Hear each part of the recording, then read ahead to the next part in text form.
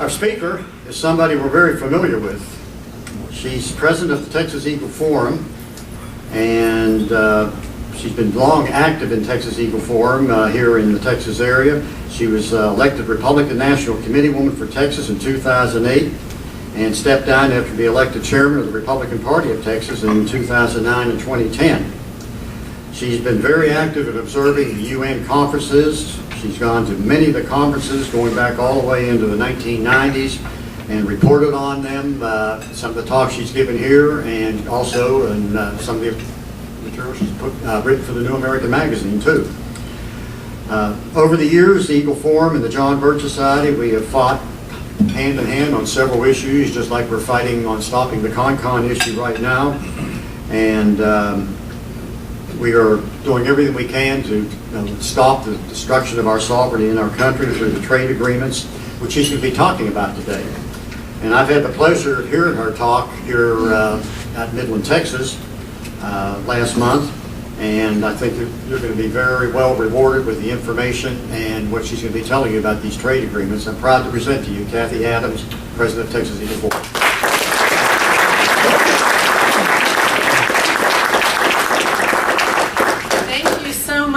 Boy, this has been a big day already.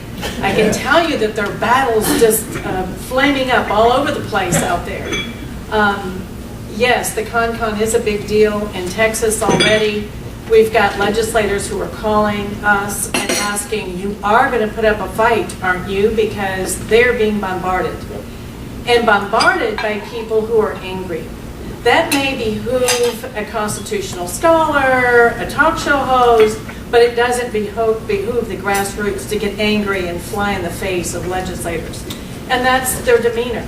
And so it's not just an issue of a CON, but it is this demeanor that we're dealing with that is very out of control in many cases. So that's a big issue. Another one that you will be hearing more about that I just got the scoop on this morning, which made me a little bit late arriving here, and that is none other than the House Speaker, Joe Strauss, is up to no good again. And so you will hear more about his participation in the Lilly Ledbetter bill, that equal pay bill that we're all now, as conservatives, having to take a hit on.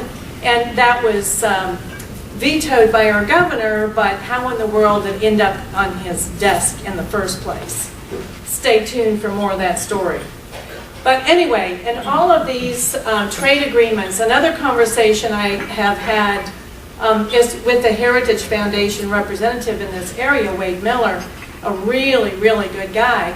But they are thinking that giving the president trade promotion authority, fast track authority, is a good idea. What? So, hopefully with this president they will change their minds, especially with these trade agreements, as you will see. So there are two that are being discussed right now in secret by the trade representative, and the first is called the Transpacific Partnership and the other is called the Transatlantic Trade and Investment Partnership. So two simultaneously, one across the Atlantic, one across the Pacific. How in the world did we get into this kind of negotiation? Well, it really began in 1944. There was a meeting at a place in New Hampshire called Bretton Woods. And many of you are familiar with what was going on at that meeting. It was a discussion about the establishment of managing the economy globally, all of the money issues, and the creation of the International Monetary Fund, the creation of the World Bank, and the creation of the ITO, International Trade Organization, which you will see took 50 years in the making and wasn't the ITO but the WTO, World Trade Organization. So you will see more about this. But these are the two men who were negotiating.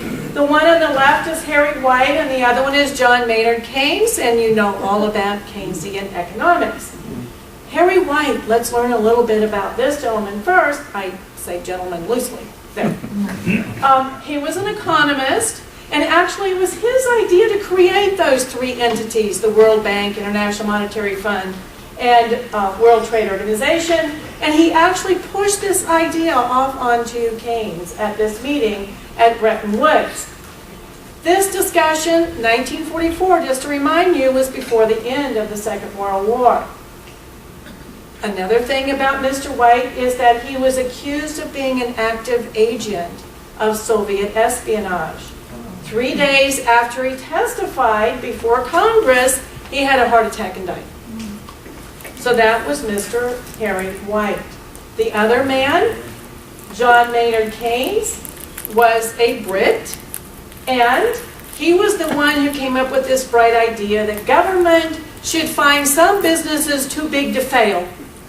Where have we heard that more recently? So we have Keynesian economics since 2007 and 2008 with the global crisis actually being the kind of economics that we have seen embraced by leaders, as in George W. Bush, with the TARP, and the TARP, of course, buying such wonderful things as smart meters. Aren't we so proud of what our tax dollars are buying these days? The UK Prime Minister at the time, Gordon Brown, and other heads of government, all embracing this. Some businesses are too big to fail. Government has got to intercede and balance some of that out, that boom and bust. The contrast to Keynesian economics is Milton Friedman. And he was the one who debated Keynes on the ideals of free markets versus government intervention. He was the economic advisor to former President Ronald Reagan. Here is where the rubber meets the road. The general agreement on trade and tariffs had been in place since 1947.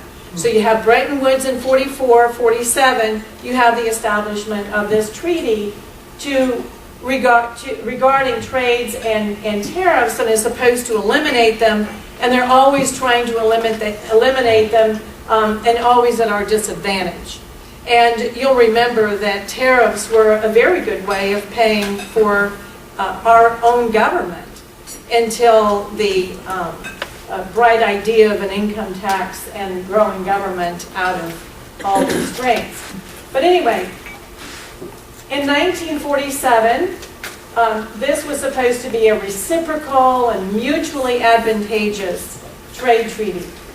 And then, in 1994, so from Bretton Woods in 44 to 1994, 50 years, we had the GATT Treaty. And then, in 1994, in a lame duck Congress, led by Newt Gingrich as Speaker, with more than 80 congressmen who had been defeated, we have a 14-page amendment to the GATT Treaty, literally replacing GATT with the World Trade Organization. A 14-page amendment to that treaty. It is not about free trade. Instead, the World Trade Organization sets, manages, and enforces its rules to dictate global trade from Geneva, Switzerland. So now all of the free trade treaties, as they are called, are just ceding more of our sovereignty to Geneva, Switzerland. More of our trade authority, more of our rules, everything regarding trade going to Geneva, Switzerland, to the World Trade Organization. It obligates the World Trade Organization, in this 14-page amendment, obligates that American laws, regulations, and administrative procedures conform to the World Trade Organization. How free is this? Don't you just wonder, how free is this? It is, of course, abusing a lot of American ideals. It required, the United States had a law requiring a country of origin labeling, but the World Trade Organization said that violates free trade. I was just reading yesterday that now we are going to send chickens over to China to be processed and then shipped back here. Folks, that is dangerous. I mean, look at how you have to wash your hands and clean all surfaces where poultry has been, and now you're going to send them over to China to be processed and then sent back. Why? Because our workers are making about $11 an hour versus they are making about $1 an hour at best. So that's one of the things that we are losing. Shrimp already is mostly imported from there unless you get the wild caught shrimp, just to know what to look for. That's what I always look for, and you've got to pay, right, Homer Adams, about 10 times as much. Oh well, my husband is so tolerant of my ideas here. Anyway, we had a law concerning internet gambling, and that was considered opposing free trade concerning recreational services. So that was set aside. They also are violating our copyrights and our trademarks, and all of this with the United States having only one vote out of 159 members to the World Trade Organization. All votes are secret. There is no veto like there supposedly is on the Security Council. I think this is one of the most onerous parts of this. If you ask the World Trade Organization, have you ruled concerning child labor, they will deny that they have. But here is the rhetoric they use. That when Mexico complained about U.S. labor standards, what was the labor standard in question? Child labor. We have a law against child labor, but it decided, well, that's a barrier to free trade. That was a World Trade Organization decision. And so now what we have, of course, are these maquiladoras right on the other side of the border. Most of them are owned by American corporations, and they hire child laborers in order to do assembly, and then those items are imported into the United States. So you even have Mexican child laborers who are doing this, all because Mexico filed a complaint with the WTO and we had to set aside our child labor law. So whose responsibility is it to negotiate trade treaties with foreign countries? According to the Constitution, Article 1, Section 8, the Congress shall have power to regulate commerce with foreign nations. The Congress. Well, these two trade treaties are being negotiated not by Congress, but by the U.S. Trade Representative and trade representatives from other nations. And it is all being done in secret. I watched an hour press conference after one of the rounds of negotiations on the TTIP treaty, the Transatlantic Trade and Investment Partnership, and they said, oh yes, we will keep this secret because it's just too much trouble to deal with all the people if we let them in on the negotiations. So you will see, though, that some people are in on the negotiations, just not you and me. This all plays very nicely into what the United Nations has set forth in a 1995 report entitled Our Global Neighborhood, which simply states that regional economic and political blocs could be stitched together into a balanced system of global governance under the United Nations.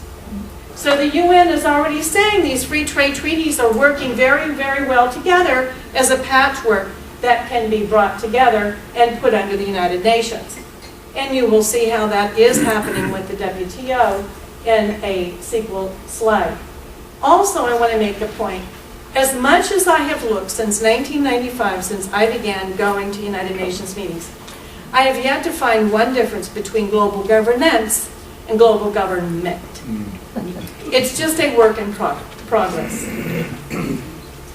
Now, they also, this is a very important aspect of what I have observed at UN meetings, and that is, excuse me, they have their own grassroots network, where we would consider ourselves a grassroots network. We are volunteers, we are not paid, and we talk to our legislators and we tell them what we think, and then we hold them to account at the polls. That's the way our system is supposed to work. But at the United Nations, they have their own grassroots. And as you see, the AFL-CIO, they're in on the trade deals. Citizens Trade Campaign, if you look on their website, they are working for social and environmental justice. What is that? Comes right out of Agenda 21. That is sustainable development. Social, economic, environmental justice. Those things can also be social, environmental, economic equity. Equity. So, they also have Friends of the Earth, Sierra Club, and folks don't buy into the cute little panda bear at World Wildlife Fund. I mean, all of these people are sitting at the table. When I was in Rome, Italy in 1998 watching the International Criminal Court be constructed, the World Federalists were the ones who were on the inside negotiating this thing. If you go to the internet and find out who the World Federalists are, they're communists. They want a one world government. The World Federalists. Now, we are not a part of the International Criminal Court, but we have to keep negotiating to keep our military from being accused of war crimes. And even though we are not a part of it, it can take any one of us as an individual citizen under its authority. So, sustainable development is the overarching objective. That is stated by the U.S. Trade Representative. That is stated by those who are negotiating these treaties. The overarching objective is sustainable development. Again, it's Marxism. It's still red. It's still red on the inside. It just has a green facade on the outside. So we call it the watermelon effect. But it's still the same Marxist agenda. They're empowering unions, and they're protecting environmental regulations, but they are not protecting U.S. sovereignty. Barack Obama made no secret about this. This was in his State of the Union address, not this year, but last year, when he said, and tonight, I'm announcing that we will launch talks on a comprehensive transatlantic trade and investment partnership with the European Union. Why? Because trade that is fair and free across the Atlantic supports millions of good-paying American jobs. Really? Really? How well is that working for us? The first one of these things, of course, was NAFTA, and you remember the giant sucking sound that we heard about.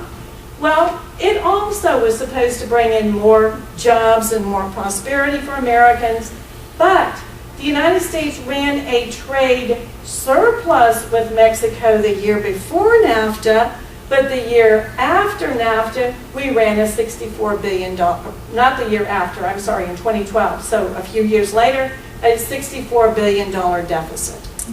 So going from a surplus to a deficit is not creating jobs and prosperity. It's not doing it. It was also, NAFTA, supposed to create 20,000 new jobs by increasing our exports to Mexico. But by 2010, NAFTA had eliminated 682,900 U.S. jobs, some in every state.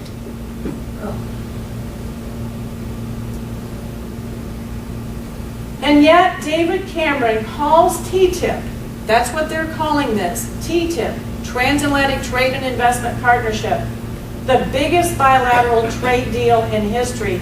And yet, all of this is going on in secret, and they just finished the fourth round just about the last week of last month. They do hope to have a vote in Congress on TTIP by 2015. So they are moving ahead on this. Again, the negotiators are not congressmen, as the U.S. Constitution directs, and you saw the source of that. Instead, it is the U.S. Trade Commissioner and the Trade Representative and the EU Trade Commissioner. They keep saying that they're going to eliminate tariffs, but we're not seeing that happen. They want compatibility. This is one of their goals. Compatibility of regulations and standards on global issues. I don't know about you, but I don't care if our regulations and standards on global issues are the same with the EU.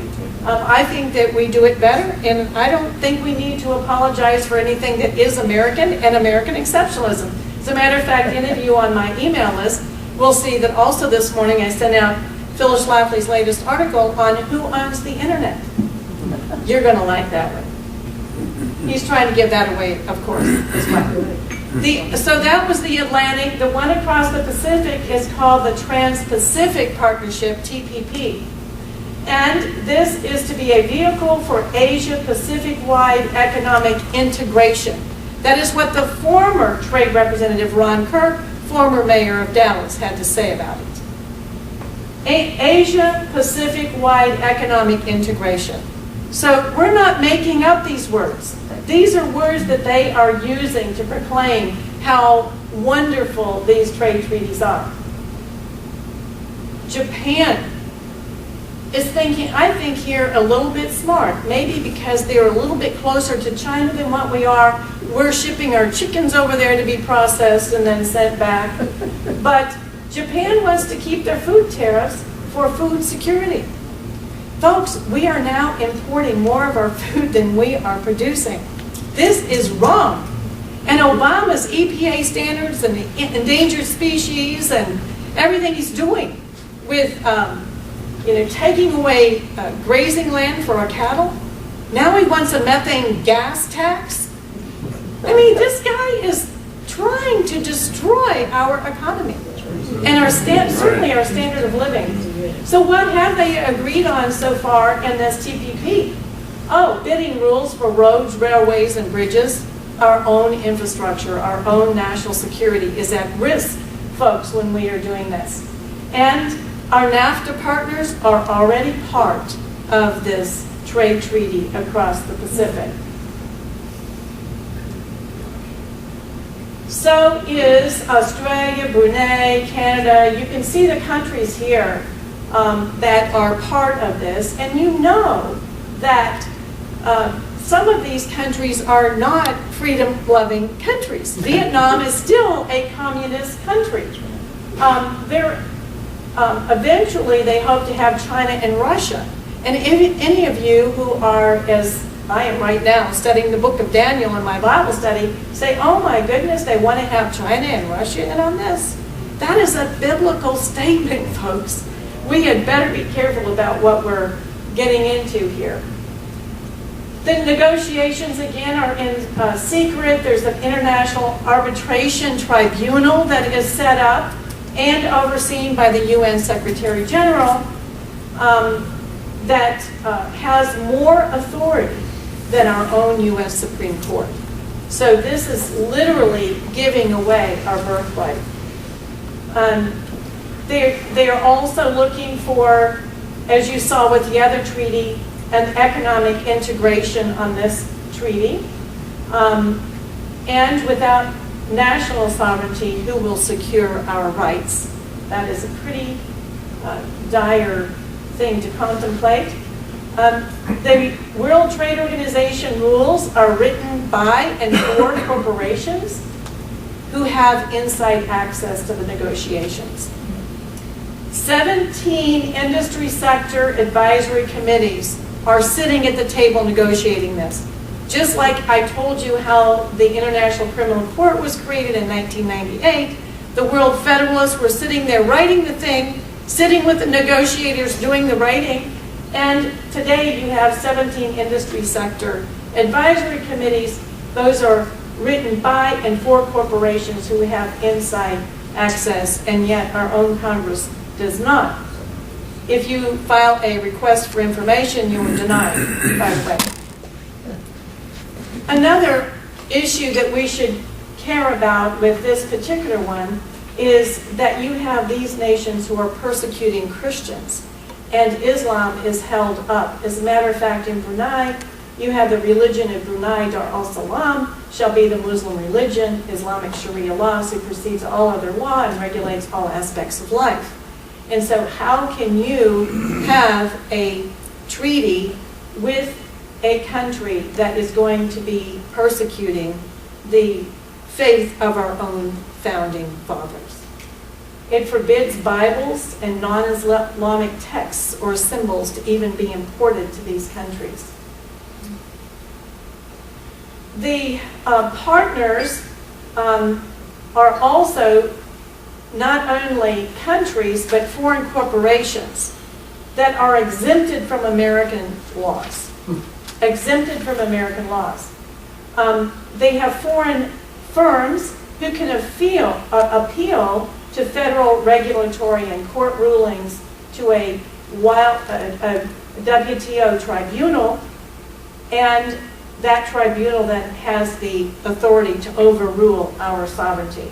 So they are exempted from all of our laws. So an American corporation who is not multinational has to abide by the EPA, the FDA, the ADA, all the OSHA standards. Any business owner in here knows how onerous those are, and yet, as part of this treaty, they would be exempt from all of it, thereby putting us on not equal footing in any way whatsoever.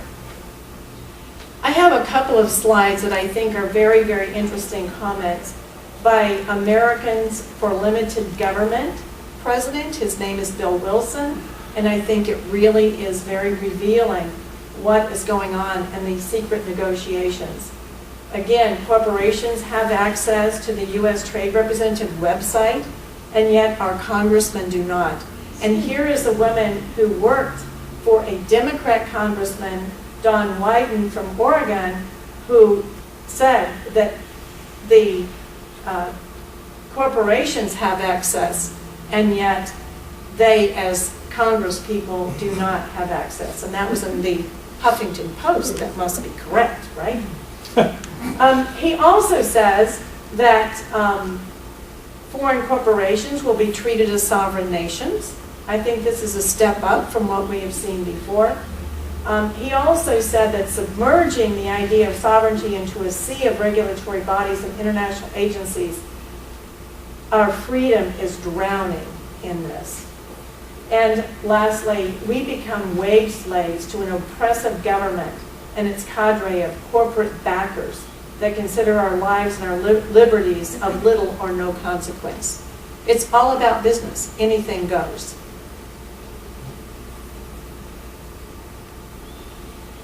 The right of settling disputes and defining the scope of intellectual property rights and restrictions would be granted to an extra-constitutional international tribunal with members nominated by the UN Secretary General. So there is, I think, we can make a very strong case for this, literally putting our trade and our sovereignty under the authority of the United Nations. Regulating the internet. As I said, I haven't sent around Phyllis Schlafly's column for this week, but this is another aspect which is very concerning. If this treaty has its way, the internet will be monitored, which is kind of a follow-up, actually, to the article that I sent around earlier today. This would put the ISPs, the internet service providers, in charge of overseeing the internet and enforcing copyright protection laws, which is just a way of saying it's giving them the right to snoop in all of your emails.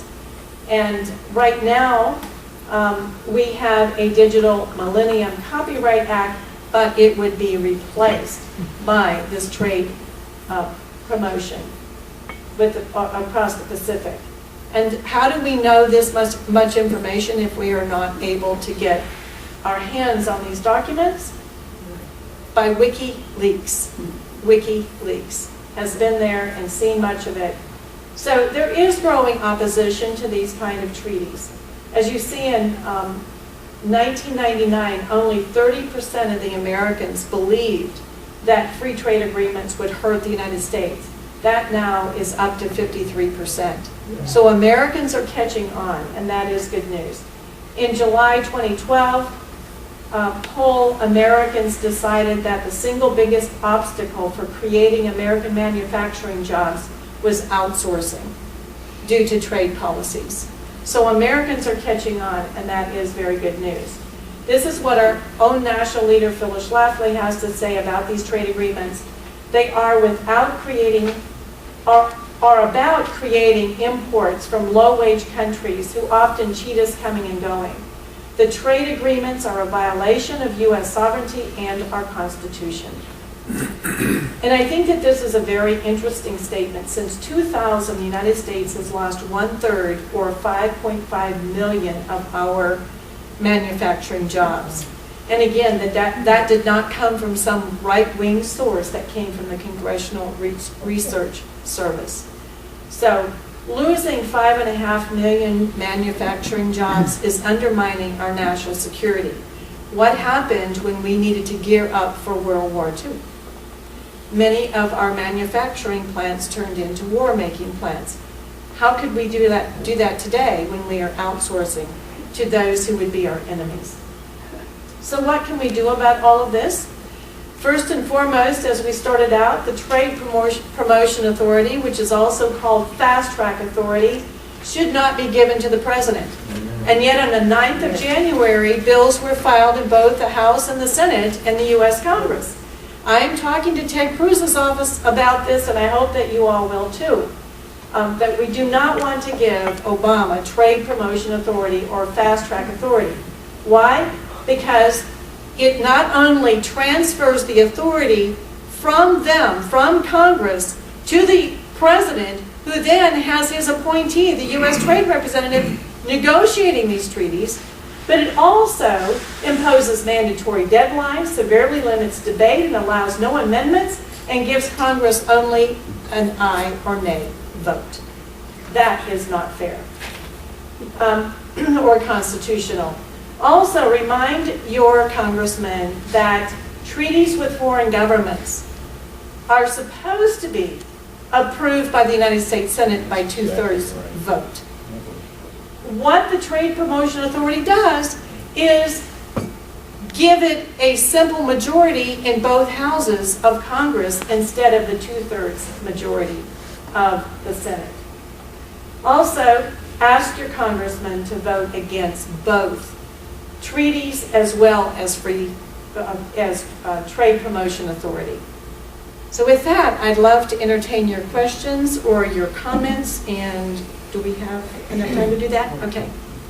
Yes, sir. Just one real quick thing. I have Western Arkansas for my territory as well, and in Fort Smith, Arkansas, they had I think it was a state senator, it was either a state rep or a senator, stand up in a meeting here about 4, 5, 6 weeks ago and said that since NAFTA was enacted, they've lost 13,000 manufacturing jobs in Fort Smith, Arkansas.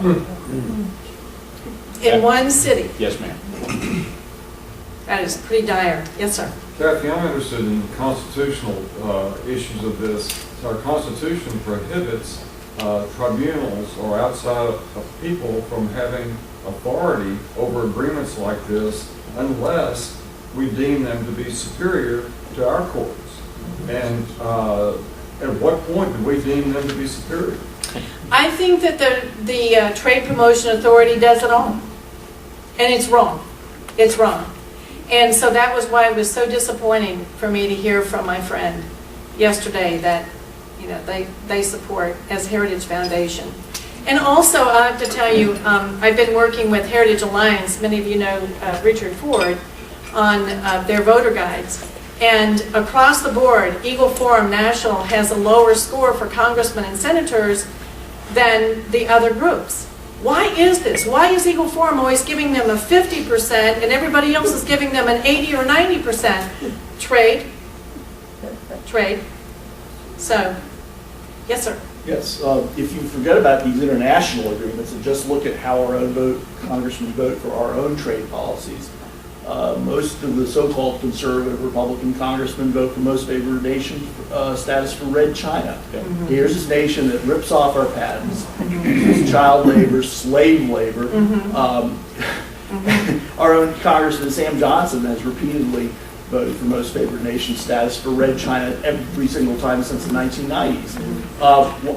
What hope do we have? He says, write your congressman out there.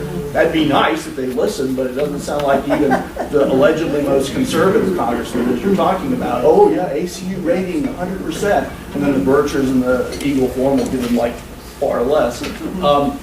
how do we have any hope of getting these people to wake up and listen? The only recourse we have is at the polls. And that means we're going to have to do a good job of recruiting and voting for those who will listen to us. I also don't give up on talking to these people face to face, and even if we don't agree, tell them what we think and why. And I think that is our duty as a citizen, and then at that point, it's the next election. Yes, We Millie? have one other option, and that's prayer. Amen. That's right. And, it's, Open weapon. I'm Yes. sorry, what did you say? Should the only other option is prayer. Oh, okay. yes, absolutely. Yes, sir. I'm curious on the economic side, is there any kind of talk on maybe a currency or index of currencies or anything like that to trade this on? Yeah, there's a lot of talk about, of course, the, what do they call it, the Bitcoin. coin. And that seems to, at least for the time being, be looked at rather negatively. But I don't trust any of them. As a matter of fact, I am, as I say, studying the book of Daniel now, and my Bible study teacher asked me if I would just bring in some of the current events that might align with all of that. And Millie, right there when you said prayer, oh my goodness, there are so many things that are happening today that we are seeing are lining up for the end times. That's not a fatalist. That is a hopeful, that is, all the more reason for us to be excited and to be out there as citizens, and again, even if we disagree with some elected official, go toe-to-toe with them, keep a smile, don't get angry, don't fly off the handle. I will tell you also, when I see a young man raise his hand, I wonder what's coming next. I was talking to a 912 group recently, and this young man said, now, all of these things that you're talking about in these trade agreements, there's plenty of evidence to show how they are improving our economy and creating jobs and doing all these good things. And I said, I've been to China more than once. And I said, one of the things that I know that they do is they keep an iron fist on the people. They are not a free people. And I want to tell you this just so that you can carry this away as something that you can share, and feel free to do so. One of the places I went, they drop you on a train, and then someone retrieves you there, and then you go on this tour. That's how they do it in the Chinese continent. It's really strange. Could be scary, except for it was kind of fun. But anyway, so one factory I saw was belching this black smoke. And around it were all of the apartments that the people who worked in that factory lived. So this is sustainable development. And those people were having to suffer through that. Some of the people would, in that manufacturing place, even sleep so that they could just take a cat nap and then wake up and work around the clock at their machines. And to say, when you have a president who wants to raise the minimum wage to take all the more people out of their jobs, and to give overtime to workers the way that he is mandating with his pen and his phone, just making laws as though he has the right to do so. We as Americans cannot sustain our standard of living or live as free people and compete with the Chi-Coms. So someday, some way, somebody is going to have to wake up and smell the coffee. There is no way that, I don't care how you cook the numbers, that you can say, well, we can compete. And boy, have I heard people around the globe saying that. Oh, well, we can compete. We're better at business than anybody else. Depends on how fair it is. Yes, sir. This is very complicated material for the average person. How many people would you guess in the United States understand what you just said? Most people don't even know that there is a World Trade Organization. They have no idea where it came from. They have no idea the authority that it has or the link that it has with the UN Secretary General being able to choose the arbiters on that 3-panel nation arbitration board to settle disputes, which literally puts all of our trade laws under the authority of the United Nations. No, that much would be good if people knew, but no, I don't think most know. Follow up, do any of the presidential potential candidates like Rand Paul, has JBS ever asked what they believe about all this, to get their opinion on this? Well, I think that maybe Larry and Bill can answer that better than I can. I don't know if y'all have visited with them about that. But I think that this should be a big issue as we are looking at who to support for president in 2016. And I will tell you this, the man who says it's an act of love to cross our border illegally is disqualified. And so is George P., and I don't believe Texans elected him. Yes, sir. You mentioned earlier that Phyllis Schlafly's group has done some research into what these foreign companies and foreign individuals are doing, like let's say in our country. I'm retired from the computer field. I used to be self-employed.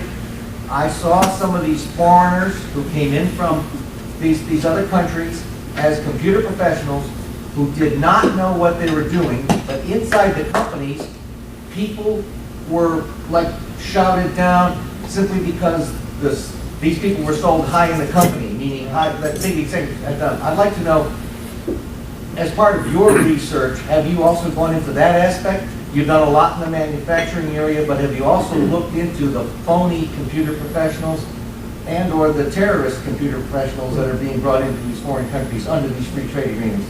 I can't take any claim for having done adequate research on that. I know that the visa system is very broken. And I think they're called L1 visas, where people who are supposedly skilled in labor, that there is no American to fill that job. Of course, the H-1Bs also. So I know through the visa system that there is a lot of corruption, but that's really about as much as I can articulate. Great point, though. Yes, sir. Yes, where does the U.S. Chamber of Commerce and or the local chambers, where do they stand on this? Free trade. They are all free traders. Well, Yeah. I just wanted to say that. And it's like, when you say free trade, do you know who you're freeing your trade to? Because you're really binding yourself. You're losing your freedom in this. But people do not understand, just like the gentleman has already, I think, asked, and hopefully a point is made, that they don't know who the World Trade Organization is. They don't know where it came from. They don't know that Newt Gingrich, who gets up and waxes so eloquent, is a university professor, and and yet, in his own comments, he did this to us with his eyes wide open. He did this to us. Yes, ma'am. Well, along the same ideas, how many people in this country understand that national health care is really a Marxist idea? Exactly. That's pretty elementary. Right, and how many people understand that? yeah, they're not understanding it, and the young people. It's really interesting. I was listening to Rush during a drive trip I was making, probably over to Midland, Bill. Anyway, it was really interesting, his analysis of the millennium generation, because he said on one hand they absolutely hate Obamacare, and on the other hand they say, well, the government should take over health care. It's like they don't know what they believe or what. So our educational system is doing a very good job. Yes, sir. Just to piggyback on the whole education thing, on this free trade stuff, we've got. I'm sorry? Can't hear you. Oh, just on the free trade issue, there is a special issue of the magazine right out there. We've been on this free trade thing. The magazine that recruited me into the John Birch Society was the NAFTA superhighway issue that somebody handed me. You are not going to get this on Fox News. You are not going to get this in the classroom, and you're not going to get it from anywhere else unless you start telling people. Okay? I'm sorry. There's no free lunch here, folks. There isn't. And if we don't get out there and start talking to people, that's why our checker system does what they do. In Oklahoma, we sent probably 1,500 copies of that free trade issue out there to our United States senators. You know what? After they each got about 500 or 600 copies, they started to read it. Okay? Did it cost some time and money? Yes. Where else are they going to hear it? Great points. I love the magazine. New American is a good read. Yes.